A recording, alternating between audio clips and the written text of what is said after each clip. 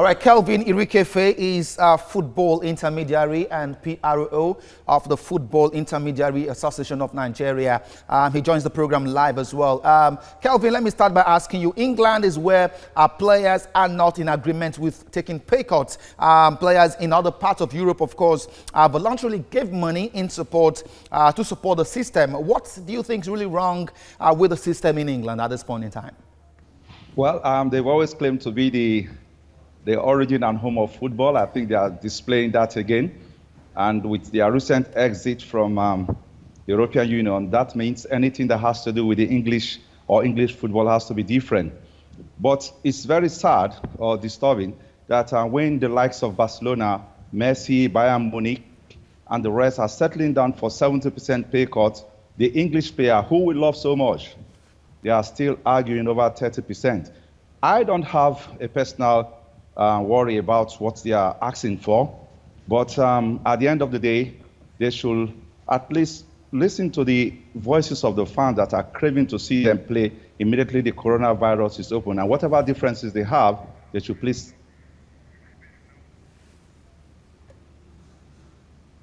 Okay, Kelvin, let me ask you this now. As a player intermediary that you are, what would you advise players?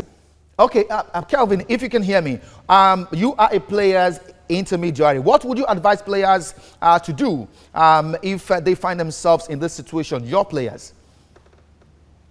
I would ask them to be very objective and also to consider the passion of the game, to go into negotiation with the club with a very, very fair mind, putting two things at the back of his heart. One, the profit, and also two, the passion and entertainment he has to return back to the very, very loyal fans.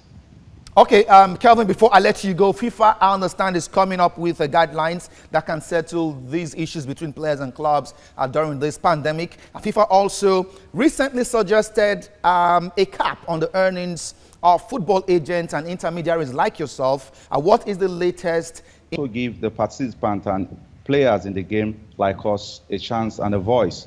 Concerning this pay cut, FIFA has also come in, which is normal with every regulatory agencies all over the world, including even the US government have come out with their regulation for the post-corona era, which is what they are doing. But the good news is that FIFA is not here dictating.